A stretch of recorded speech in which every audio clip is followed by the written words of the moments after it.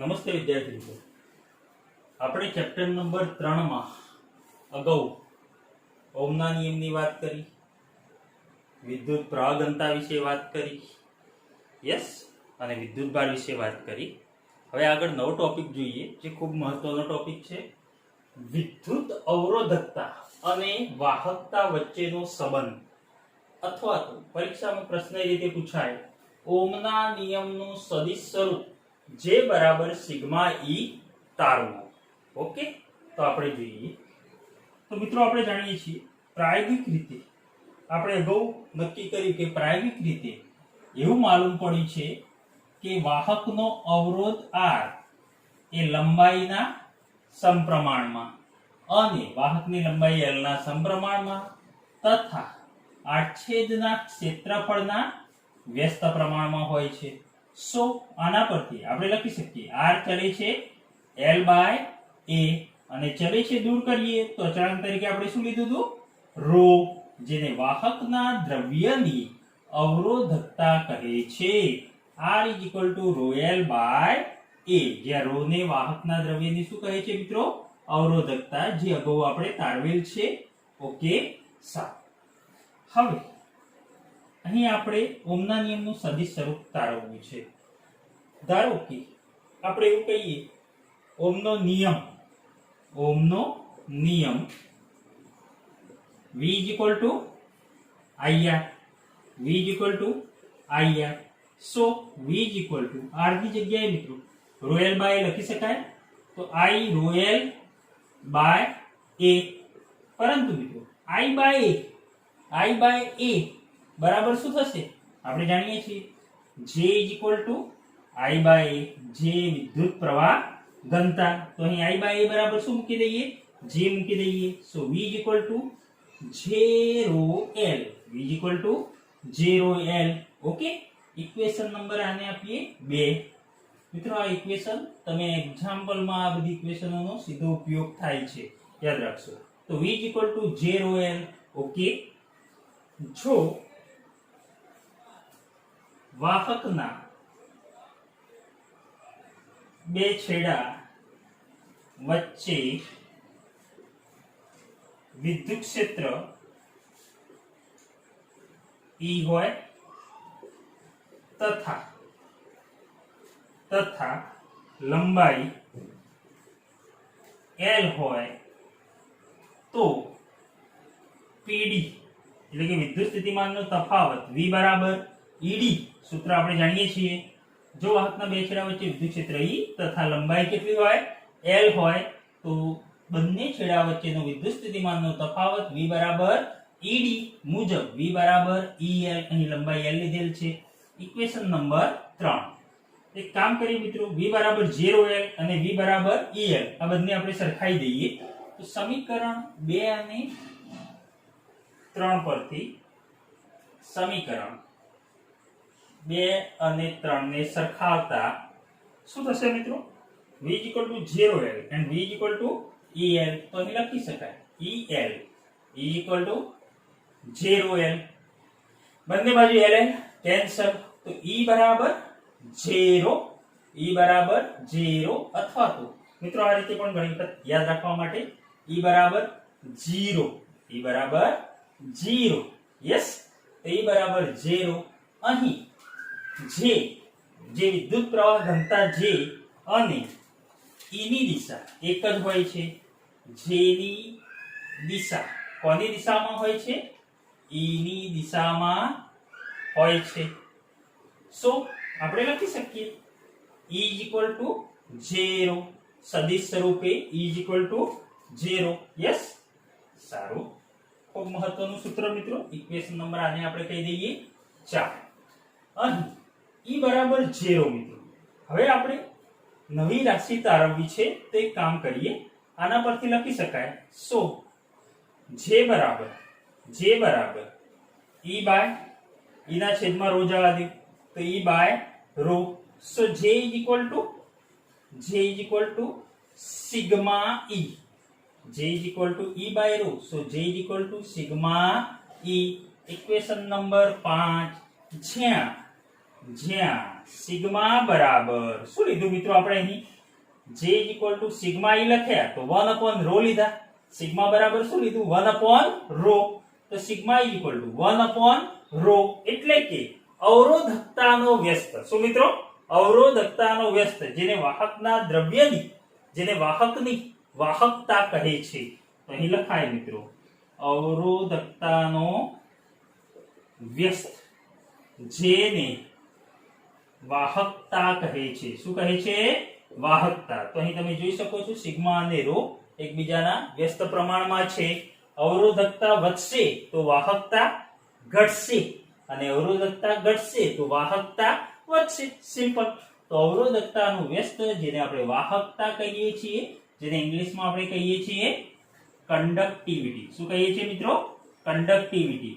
અને ખાસ યાદ રાખજો વાહકતા સિગ્મા કે જે પરિમાણ પર આધાર રાખતું નથી. વાહકતા સિગ્મા જે પરિમાણ પર આધારિત નથી. ઓકે. તો મિત્રો સિગ્મા બરાબર 1 upon rho. તો આનું એકમ શું છે? તો આપણે એકમ પણ તારવી દઈએ. અને જેમ અહીં અવરોધકતાનું વ્યસ્ત આપણે વાત કરી કે અવરોધકતાનું વ્યસ્ત વાહકતા સિગ્મા, એમ અગાઉ આપણે વાત કરી હતી તમને યાદ હોય તો અવરોધનો વ્યસ્ત શું કહેવાય છે? બોલો. અવરોધનો વ્યસ્ત જેને આપણે જી વડે પણ દર્શાવી શકીએ છીએ વાહકત્વ. યસ, અવરોધનો વ્યસ્ત જેને વાહકત્વ કહે છે અથવા તો ઇંગ્લિશમાં તમે શું કહો છો આને? કંડક્ટન્સ. વાહકના દ્રવ્યનું કંડક્ટન્સ કહે છે. ઓકે, ખાસ યાદ રાખજો. અને જેનો એકમ હતો 1 upon ઓહમ અથવા ઓહમ ઇન્વર્સ અથવા મિત્રો આનો એકમ સિમેન નામના વૈજ્ઞાનિકના નામ પરથી આનો એકમ શું છે? SIEMEN, semen. અથવા તો કેપિટલ S પણ દર્શાવી શકાય. ઓકે. તો એક આ રાશિની વાત કરી હતી જ્યાં આપણે એમ કીધું હતું કે અવરોધનો વ્યસ્ત. એ જ રીતે અવરોધકતાનો વ્યસ્ત જેને વાહકત્વ એટલે કે કંડક્ટિવિટી કહે છે, જે પરિમાણ પર આધારિત નથી.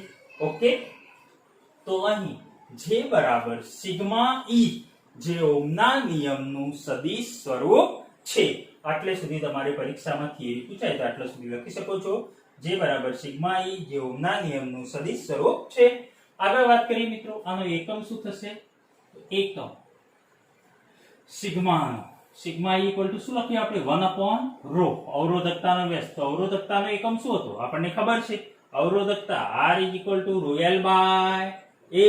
So rho is equal to RA by L એટલે કે ohm metre square upon metre cancel. તો શું મળશે મિત્રો? એકમ ઓહમ ઇન્ટુ મીટર અવરોધકતાનો. તો અહીં લખી શકો છો તમે 1 upon ohm into metre is equal to એવું પણ લખાય અથવા કરીને ઓહમ મીટરને ઉપર લઈ જાઓ એક સાથે તો ઓહમ મીટરની -1 અથવા એવું પણ લખાય 1 upon ઓહમ જેને આપણે શું કહેતા હતા મિત્રો? 1 upon ઓહમ એને આપણે મોહ પણ કહેતા હતા. શું કહેતા હતા?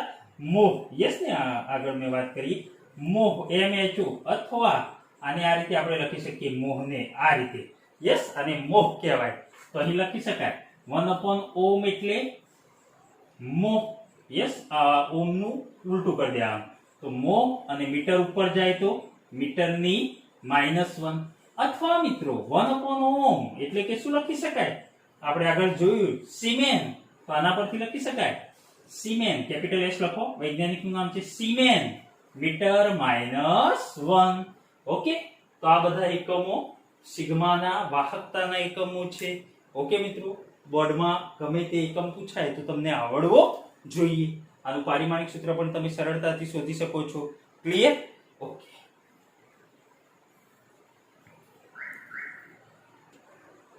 તો મિત્રો ખૂબ મહત્વની થિયરી છે. તમે યાદ રાખશો બે સૂત્રો કે જે સીધો એના પરથી MCQ પૂછાય છે. J is equal to sigma E ઓહમના નિયમનું સદિશ સ્વરૂપ. હા, ઓહમના નિયમનું સદિશ સ્વરૂપ કેમ કીધું છે એ પણ હું તમને કહું. J is equal to sigma E કે જે ઓહમના નિયમનું સ્વરૂપ છે. શા માટે? તો અહીં આપણે લખી શકીએ J is equal to sigma E. J બરાબર આપણે શું લખીએ છીએ? વિદ્યુતપ્રવાહ ઘનતા બરાબર I by A અને સિગ્મા બરાબર 1 upon rho અને v બરાબર ed અથવા તો el, l લંબાઈ માટે el, તો e બરાબર v by l, e is equal to v by l. Okay. પરંતુ મિત્રો રો, તો અહીં આપણે લખી શકીએ રો ની જગ્યાએ i by r is equal to rho l by a, તો રો બરાબર ra બાય l, તો અહીં રો બરાબર ra બાય l, l કે જતા રહેશે ઉપર ગુણ્યા v બાય l, જે ઉઠતા ઉડાડો મિત્રો, l l કેન્સલ, નીચે આ બાજુ એ ને આ બાજુ એ બરાબર ની આ બાજુ છે તો બંને એ કેન્સલ. સો r ક્યાં જશે ક્રોસમાં, તો v is equal to r ને ક્રોસમાં જવા દો તો v is equal to ir. તો તમે જોઈ શકો છો મિત્રો j is equal to sigma i, એના પરથી v બરાબર ir, બંને એકબીજા સાથે સંબંધ છે, એટલે કે જેને ઓહમના નિયમનું સદિશ સ્વરૂપ પણ કહે છે. મિત્રો બીજું સૂત્ર જે e is equal to 0, જેને 0, યસ યાદ રાખી શકો છો તમે, MCQ માટે ખૂબ મહત્વના સૂત્રો છે. ઓકે, ચલો મિત્રો હવે આપણે આ જે સૂત્રો છે r બરાબર રોયલ બાય વાહકતા, એના વિશે થોડા શોર્ટ સૂત્રોની વાત કરીએ કે જે તમારી જી નીટ જેવી એક્ઝામમાં કામમાં આવશે. એ સિવાય મિત્રો એક મહત્વનો પોઈન્ટ કે આપણે અગાઉ વાત કરી હતી અવરોધ કે જે પરિમાણ પર આધાર રાખે છે, જે પરિમાણ પર આધાર રાખે છે, લંબાઈ, પહોળાઈ, ઊંચાઈ, યસ. પરંતુ વાહકત્વ એટલે શું મિત્રો, કંડક્ટન્સ g, કંડક્ટન્સ, બીજી ભૌતિક રાશિ અવરોધકતા, જેને શું કહીએ છીએ મિત્રો, રેઝિસ્ટિવિટી, અવરોધકતા, અને ત્રીજી ભૌતિક રાશિ વાહકતા, જેને આપણે કહીએ છીએ કંડક્ટિવિટી. તો અહીં અવરોધ જે પરિમાણ પર આધાર રાખશે, જ્યારે વાહકત્વ, અવરોધકતા અને વાહકતા એ પરિમાણ પર આધારિત નથી. મિત્રો ખાસ યાદ રાખજો, પરીક્ષામાં પૂછાય કે કોઈ તારની લંબાઈ ખેંચીને 2 ગણી કરતા કે 4 ગણી કરતા તો અવરોધમાં શું ફેરફાર થાય, તો અવરોધમાં ફેરફાર થશે. યસ, આવો ક્વેશ્ચન કર્યો હોય તો અવરોધમાં ફેરફાર થશે, પરંતુ વાહકત્વ, અવરોધકતા કે વાહકતામાં ફેરફાર થશે નહીં, કારણ કે તે પરિમાણ પર આધારિત નથી. ખાસ ધ્યાન રાખજો. ચલો જોઈએ આપણે. તો આપણે સૂત્ર તારવ્યું r is equal to rho l by a, r is equal to rho l by a. હવે વાહકની તારની આપણે લંબાઈમાં જ્યારે ફેરફાર કરીએ છીએ મિત્રો, એટલે એનું ક્ષેત્રફળમાં ફેરફાર થાય છે, આડછેદના ક્ષેત્રફળમાં ફેરફાર થાય છે, પરંતુ એક વસ્તુ અચળ રહે છે. શું અચળ રહે છે? કદ. લંબાઈ ગુણ્યા પહોળાઈ ગુણ્યા ઊંચાઈ, એટલે કદ કેવું રહેશે? અચળ રહેશે. તો એક કામ કરીએ, આ સમીકરણ પરથી આપણે કદ લાવીએ તો આને l વડે ગુણો અને l વડે ભાગો, તો l વડે ગુણતા અને l વડે ભાગતા, તો l વડે ગુણશો અંશમાં તો l સ્ક્વેર, અને નીચે છેદમાં ગુણશો તો a ક્ષેત્રફળ ઇન્ટુ l, તો ક્ષેત્રફળ ગુણ્યા લંબાઈ એટલે શું થશે? કદ, એટલે કે રો l સ્ક્વેર બાય ક્ષેત્રફળ ગુણ્યા લંબાઈ એટલે કદ v, v is equal to કદ v is equal to al. Yes, તો rho l square by v. So અહીં કહી શકાય મિત્રો, રો એક જ દ્રવ્ય માટે જો વાત કરેલી હોય તો આપેલ દ્રવ્યની અવરોધકતા કેવી હોય? સમાન.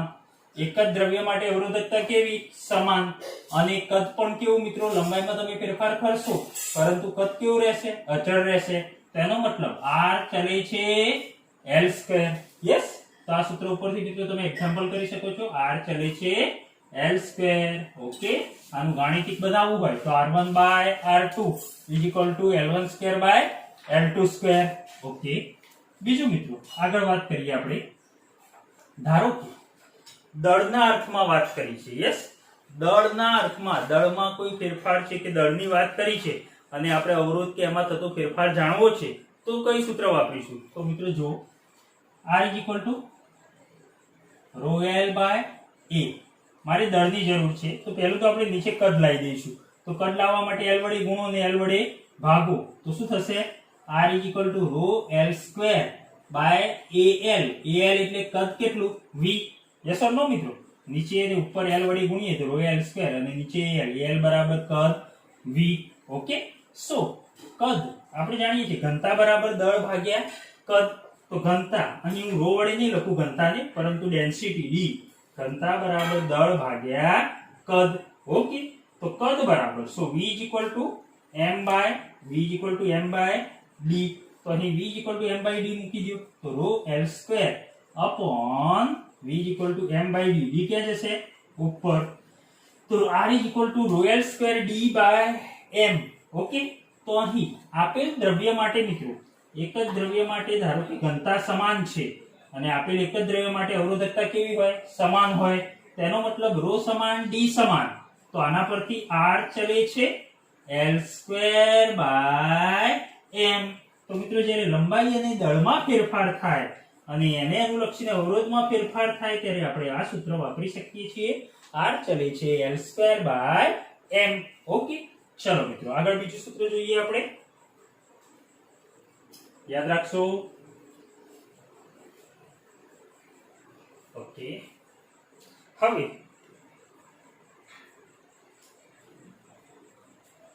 ધારો કે કોઈ એવો એક્ઝામ્પલ તમને કહેલો કે લંબાઈ n ગણી કરવામાં આવે છે. તો લંબાઈ n ગણી કરતા તો જોઈએ આપણે સેકન્ડ નંબર, થર્ડ નંબર. લંબાઈ n ગણી કરતા લંબાઈ n ગણી કરતા અવરોધમાં શું ફેરફાર થાય? અથવા એવું પણ કહે કે ક્ષેત્રફળ 1/n ગણું કરતા એટલે કે n માં ભાગનું કરતા. આ બંનેમાં મિત્રો એક જ સૂત્ર છે. લંબાઈ n ગણી કરો કે ક્ષેત્રફળ 1/n ગણું કરો તો શું થાય? તો આપણે જોઈએ. ધારો કે તારની લંબાઈ શરૂઆતમાં તારની લંબાઈ કેટલી છે? l છે અને અવરોધ r છે. તો મિત્રો આપેલ દ્રવ્ય માટે r રો l બાય અને આડછેદનું ક્ષેત્રફળ a છે. તો r rho l by a. Equation number 1. હવે તારની લંબાઈ હું n ગણી કરું છું તો શું થશે? તો અહીંયા લખીએ તારની લંબાઈ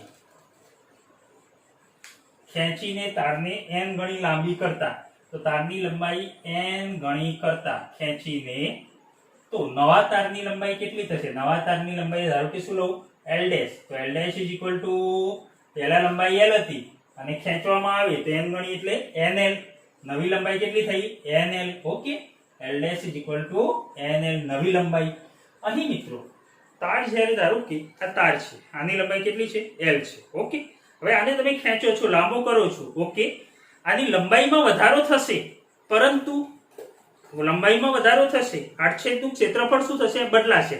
આનો આડછેદ આટલો છે. યસ, આનો આડછેદ આટલો છે, પરંતુ ખેંચશો એટલે આડછેદ શું થશે? ઘટશે. એનો મતલબ મિત્રો ક્ષેત્રફળ બદલાશે, લંબાઈ બદલાશે, પરંતુ કદ કેવું રહેશે? અચળ રહેશે. લંબાઈ, પહોળાઈ, ઊંચાઈ એટલે કે કદ અચળ રહેશે. તો અહીં આપણે એક કામ કરીએ. પહેલાનું કદ બરાબર પછીનું કદ. પહેલાનું એ લંબાઈ હતી ત્યારનું કદ અને ખેંચ્યા પછીનું કદ. તો કદ અચળ રહે. તો અહીં આપણે લખી શકીએ બંને કદ સમાન. તો પહેલા કદ કેટલું હતું? ક્ષેત્રફળ 8/2 અને લંબાઈ l. અને નવું કદ એટલે કે પછીનું કદ, તો પછીના કદમાં ક્ષેત્રફળ ધારો કે કેટલું છે? a ડેશ અને લંબાઈ l ડેશ. અને લંબાઈ કેટલી? નવી લંબાઈ કેટલી મળી? l dash. So al is equal two a dash અને નવી લંબાઈ l ડેશ બરાબર શું મળ્યું? n ગણી કરતા nl. તો અહીં લખી દઉં a ડેશ ઇન્ટુ nl. બંને બાજુ ll કેન્સલ. તો અહીં નવું ક્ષેત્રફળ કેટલું મળે છે? a ડેશ બરાબર a બાય n ને નીચે જવા દો તો a બાય n.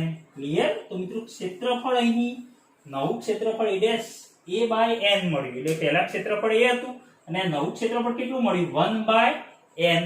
1/n ઘણું અથવા તો n માં ભાગનું મળ્યું. ક્લિયર? તો આ બંને માટે જો અમે અહીંયા એક જ વસ્તુ લખી છે કે જો લંબાઈ n ગણી કરવામાં આવે અથવા તો ક્ષેત્રફળ n માં ભાગનું કરવામાં આવે તો અવરોધમાં કેટલો ફેરફાર થશે? તો અહીં આપણે નવો અવરોધ શોધીએ. હવે સો નવો અવરોધ અહીં લખી શકાય. નવો અવરોધ આર ડેશ, નવો અવરોધ આર ડેશ બરાબર રો એલ બાય સૂત્ર પ્રમાણે અવરોધકતા તો કેવી એક જ દ્રવ્યની સમાન, તાર એના એ જ છે, આપણે બદલ્યો નથી. તો રો એલ, એલ એટલે નવી લંબાઈ એલ ડેશ બાય ક્ષેત્રફળ નવું એ ડેશ, તો rho L dash by A dash is equal to rho L dash બરાબર nl, એલ ડેશ બરાબર nl અને એ ડેશ, મિત્રો એ ડેશ બરાબર આપણે તારવી a બાય n, તો n ક્યાં જશે? ઉપર.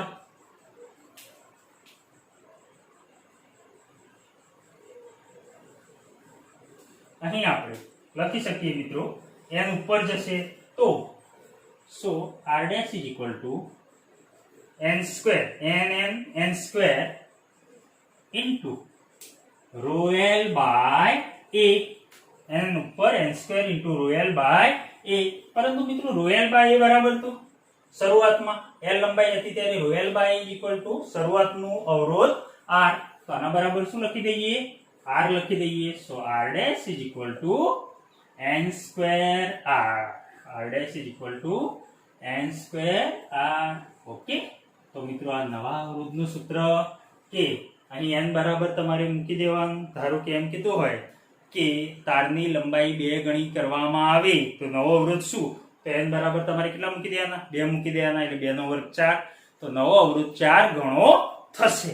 ઓકે, અથવા તો ક્ષેત્રફળ 1/2 ગણું કરવામાં આવે અથવા તો અડધું કરવામાં આવે એમ કે તો n બરાબર 1/2 મૂકી દેવાના, તો 1/2 નો સ્ક્વેર એટલે કે 1/4 એટલે કે r/4 ચોથા ભાગનો અવરોધ થશે.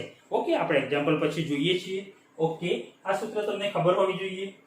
ત્યારબાદ મિત્રો બીજું એક સૂત્ર જોઈએ. ચોથા નંબરમાં આપણે ક્ષેત્રફળ n માં ભાગનું કરતા નવો અવરોધ આપણે શોધ્યો, n અને લંબાઈ n ગણી કરતા આપણે નવો અવરોધ શોધ્યો. પરંતુ ક્ષેત્રફળ n ગણું કરવામાં આવે, ક્ષેત્રફળ કેટલા ગણું કરવામાં આવે? n ગણું. તો શું? અહીંયા જોઈએ ક્ષેત્રફળ n ગણું કરતા નવો અવરોધ કેટલો? બરાબર. ઓકે, તો અહીં ધારો કે શરૂઆતમાં લંબાઈ કેટલી છે? l તથા આડછેદનું ક્ષેત્રફળ a છે, તો અવરોધ r બરાબર શું મળે છે? Rho l by a. Equation number 1. હવે ક્ષેત્રફળ કેટલા ગણું કરવું છે? n ગણું. તો નવું ક્ષેત્રફળ કેટલું થશે? a ડેશ બરાબર n ગણું, તો મૂળ ક્ષેત્રફળ કેટલું હતું? a હતું, a ના n ગણું, તો a dash is equal two na લખી શકાય ને? a dash is equal to na. Okay, નવું ક્ષેત્રફળ n ગણું કરવામાં આવે છે. તો નવો અવરોધ કેટલો? તો આપણે નવો અવરોધ શોધવો છે r dash, તો r dash is equal to rho l by a. Okay મિત્રો, તો હવે ક્ષેત્રફળ આપણે કેટલા ગણું કરીએ છીએ? n ગણું. તો આના પરથી પણ સીધી ખબર પડે, જો ક્ષેત્રફળ 1/n ગણું કરતા હતા 1/n ગણું, તો આપણને અવરોધ કેટલા ગણું મળતો હતો? નવો n સ્ક્વેર ગણું. પરંતુ જો n ગણું કરીએ તો અહીં કેટલો મળે તમને? n સ્ક્વેર માં ભાગનો. નવો અવરોધ કેટલો મળે? n સ્ક્વેર માં ભાગનો. નહીં તો આપણે અહીંયા તારવીએ નવેસરથી r is equal to rho l by. Okay, હવે ક્ષેત્રફળ n ગણું કરીએ તો નવું ક્ષેત્રફળ a dash is equal to na. So r is equal to rho l by પરથી અને આપણે આ સૂત્રને ઉપર અને નીચે a વડે ગુણીએ તો અંશમાં a વડે ગુણીએ તો શું થશે? a into l એટલે કે કદ મળી જશે, અને છેદમાં a વડે ગુણીએ તો a square. Yes, rho v by a square. પરંતુ મિત્રો રો અને v અચળ લઈએ તો r ચલે છે 1/a સ્ક્વેર. Equation number 2. અને હવે ક્ષેત્રફળ આપણે કેટલા ગણું કરવાનું છે? n ગણું કરવાનું છે. તો નવું ક્ષેત્રફળ a dash બરાબર કેટલા લેવાના? na લેવાના. તો નવો અવરોધ r dash ચલે છે 1/ શું થશે મિત્રો? a dash is equal to na, એટલે કે r dash ચલે છે 1/a dash સ્ક્વેર. નવું ક્ષેત્રફળ a dash લેતા સો ચલે છે 1/a dash, પરંતુ a dash બરાબર તો na, તો અહીં મૂકી દો a dash is equal to na. અહીં લખાય a dash is equal to na square. ચલે છે 1/n સ્ક્વેર a સ્ક્વેર. ચલે છે 1/n square a square. Equation number 3. તો હવે નવો અવરોધ કેટલો થશે? તો આપણે અહીં લખી શકીએ નવો અવરોધ. એક કામ કરીએ, પહેલા અવરોધ r ચલે છે 1/a સ્ક્વેર હતો અને નવો અવરોધ કેટલો મળ્યો? ક્ષેત્રફળ n ગણું લેતા 1/n² a સ્ક્વેર. આ બંનેનો ગુણોત્તર લઈ લઈએ. સો r' by r is equal to n² a square 1/n² a square upon 1/a square. a square ક્યાં જશે? ઉપર જશે. તો a સ્ક્વેર કટ. તો r' is equal to r ને આ બાજુ લઈ જાઓ r by n². તો મિત્રો ખાસ યાદ રાખજો, ક્ષેત્રફળ n ગણું કરતા નવો અવરોધ તમને મળશે. કેટલા ગણું મળશે? 1/n² ગણું. ક્લિયર? યાદ રહેશે 1/n² ગણું. ધારો કે ક્ષેત્રફળ એમ કે અડધું કરવામાં આવે. ક્ષેત્રફળ આપણે કેટલું કરીએ?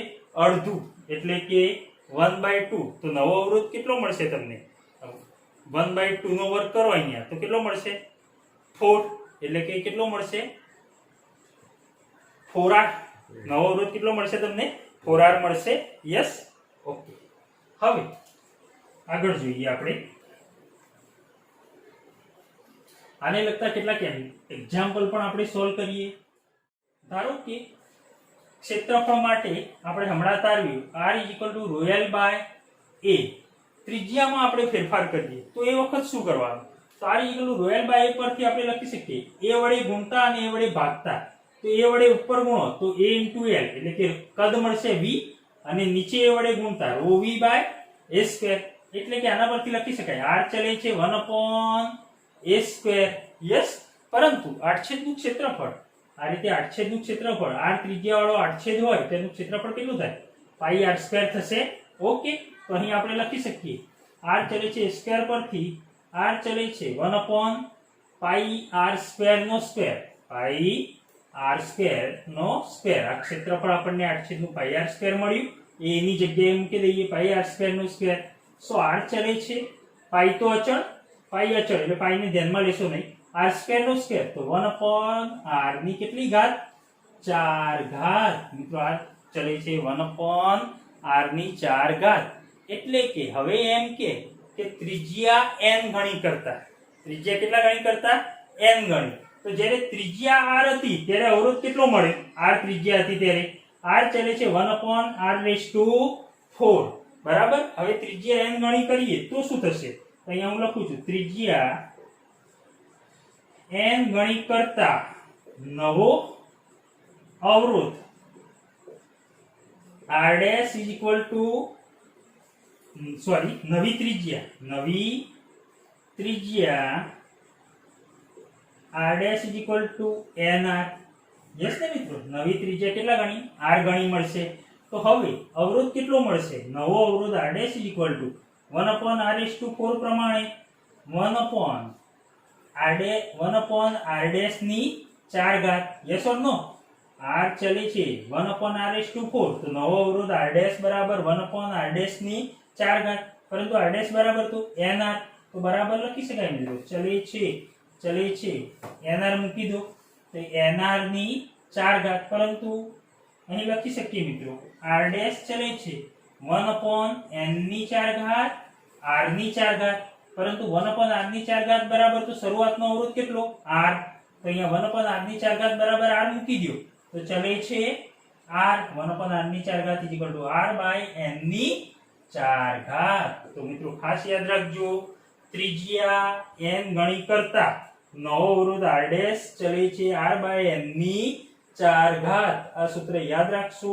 તો આ બધા જે સૂત્રો છે શોર્ટ સૂત્રો જે તમારે એક્ઝામમાં કામમાં આવશે. ક્લિયર? નોંધી લેશો. સારું. તો મિત્રો આગળ જે સૂત્રો આપણે જોયા છે એને લગતા દાખલા જોઈ લઈએ. તો આપણે અગાઉ વાત કરી તો લંબાઈ અને અનુલક્ષીને મિત્રો અવરોધ r ચલે છે l².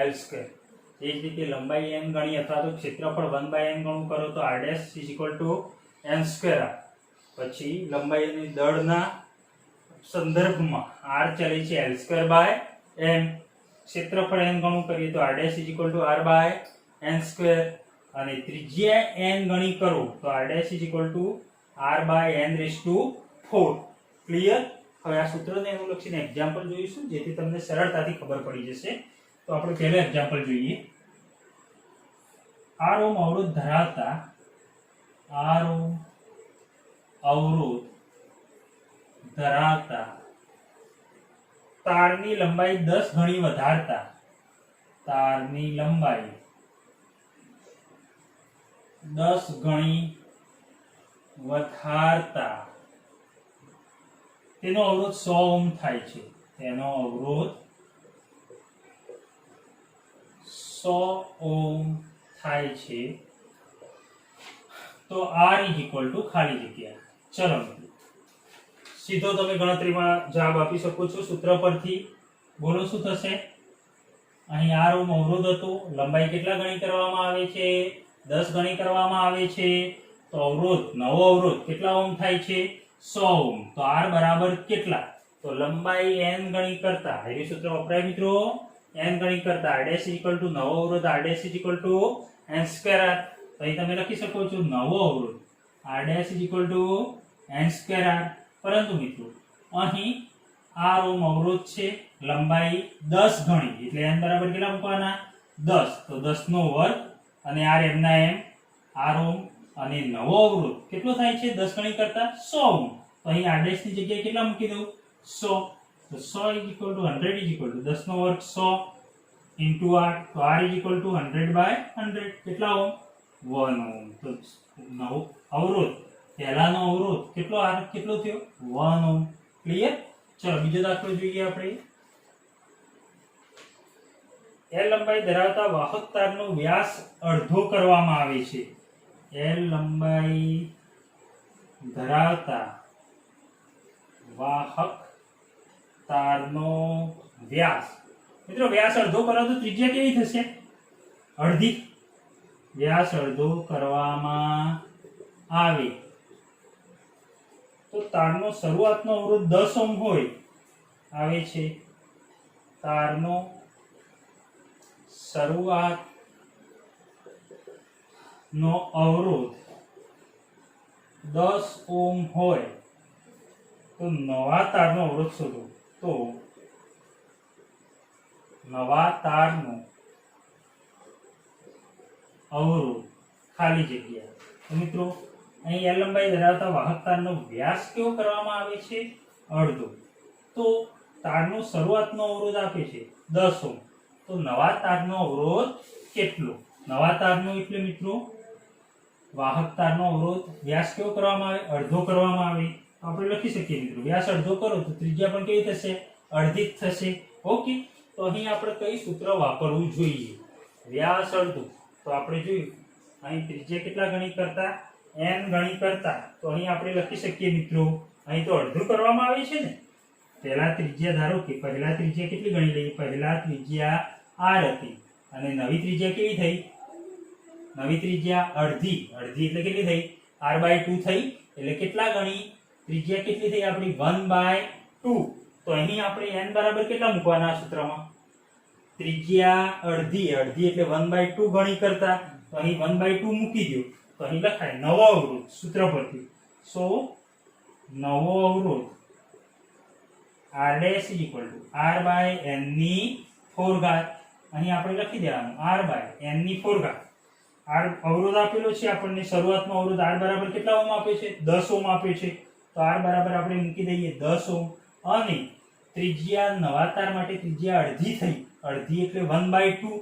તો n ની જગ્યાએ કેટલા મૂકી દો? 1 બાય 2 ની 4 ઘાત. તો અહીં 2 ની 4 ઘાત, 2 દુ 4 દુ 8 દુ 16. 16 ક્યાં જશે? ઉપર જશે. એટલે કે 16 દાન 160. 160 ભાગ્યા 1 એટલે કે 160 ઓહ્મ. સમજણ પડી મિત્રો? અહીં એવું કહી શકાય કે ત્રિજ્યા અડધી કરી તો અવરોધ કેટલા ગણો થયો? 16 ગણો થયો. ત્રિજ્યા અડધી કરી તો નવો અવરોધ r ડેશ બરાબર r by n raise to 4. બરાબર? અહીંયા અડધી એટલે 1 બાય 2. તો અહીંયા આવું લખાય ને 1 બાય 2 ની 4 ઘાત. તો 2 નો 4 ઘાત 16. તો 16 ક્યાં જશે? ઉપર. તો r dash is equal two કેટલા કીધા? 16r. પરંતુ r બરાબર કેટલા આપ્યા છે? 10 આપ્યા છે. તો 160 ઓહ્મ. ક્લિયર?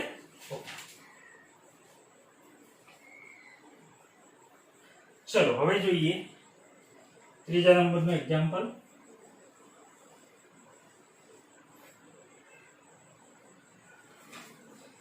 આ રૂમ અવરોધ ધરાવતા અવરોધક તારને ઓગાળીને ફરીથી તેની લંબાઈ અડધી થાય તે રીતે બનાવવામાં આવે છે. લંબાઈ અડધી થાય તે રીતે બનાવવામાં આવે છે.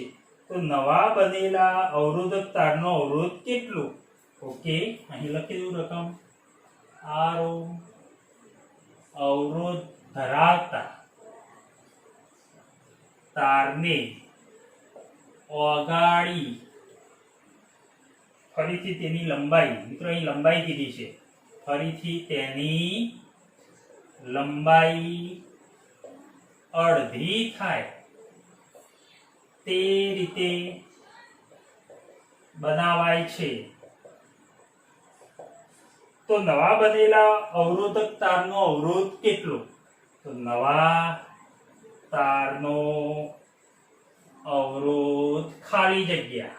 બોલો મિત્રો, શું કરવામાં આવે છે? આ રૂમ અવરોધ ધરાવતી તારના ઓગાળીને લંબાઈ અડધી કરવામાં આવે છે. અહીં લંબાઈ છે મિત્રો, ત્રિજ્યા નથી, યાદ રાખશો. તો ત્યારે નવા તારનો અવરોધ કેટલો? તો કયું સૂત્ર વાપરશો? બોલો. લંબાઈ n ગણી, n ગણી એટલે અહીંયા અડધી 1/2 ગણી. યસ ને? n બરાબર 1/2. તો અહીંયા તમે લખી શકો છો નવા તારનો અવરોધ r' n²r. અડધી લંબાઈ એટલે કે n બરાબર કેટલા? 1/2² r. Yes or no? n બરાબર 1/2² તો 1/4 એટલે કે r/4. નવો અવરોધ r/4 ચોથા ભાગનો થશે. સમજણમાં આવ્યું? ઓકે, ચલો હવે બીજો એક દાખલો જોઈએ.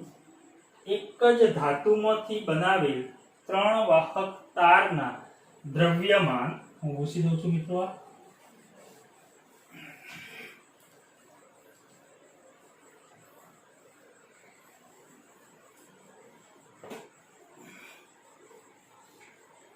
એક જ ધાતુમાંથી બનાવેલ 3 વાહક તારના દ્રવ્યમાન 1:2:3 ના પ્રમાણમાં છે. મિત્રો અહીં એક્ઝામ્પલમાં આવું આપ્યું છે દ્રવ્યમાન m1:m2:m3 1:2:3 અને લંબાઈ L1:L2:L3 3:2:1 ના પ્રમાણમાં છે. તો તેમનો અવરોધ ખાલી જગ્યાના પ્રમાણમાં હશે. તો અવરોધનો મિત્રો આ રીતે ગુણોત્તર શોધવાનો છે. અહીં લંબાઈ અને દળ માટે ગુણોત્તર આપેલો છે. તો સિમ્પલ મિત્રો, આપણે જાણીએ છીએ R = ρl/a. ઓકે, આને l વડે ગુણો અને l વડે ભાગો તો શું થશે? ρl² ભાગ્યા l વડે ગુણો એટલે a * l, તો ρl²/v. ઘનતા બરાબર દળ ભાગ્યા કદ એટલે કે કદ બરાબર શું થશે? m/d, ઘનતા d. ઓકે, તો આના પરથી ρ અને d કેવા? સમાન ઘનતા અને એક જ દ્રવ્ય માટે સમાન અવરોધકતા. તો r ચલે છે l²/m. મિત્રો આ સૂત્ર ઉપરથી આપણે ગણી શકીએ. r1:r2:r3 L1²/m1 L2²/m2 L3²/m3.